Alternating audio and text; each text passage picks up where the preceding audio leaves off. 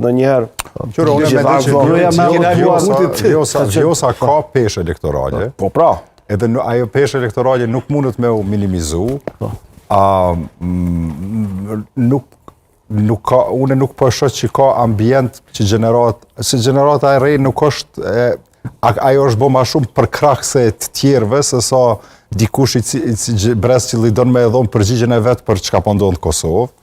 Po tash me u kthy te Vjosa, ajo e ka peshën e vet, e ka elektoratin i cili është i lidhur me te, edhe ai elektorat është në konstant prej vitit 2016-17 me te. Me te, po. E tash, mos të harrojmë një gjë.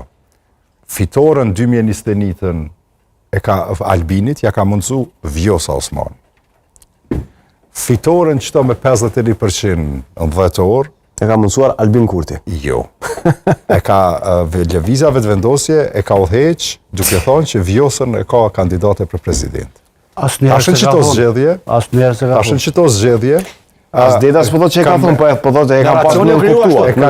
Tashën këto zgjedhje, është e qartë që s'ka me qenë me te bashkë, edhe do të shihet pesha e Osmanit.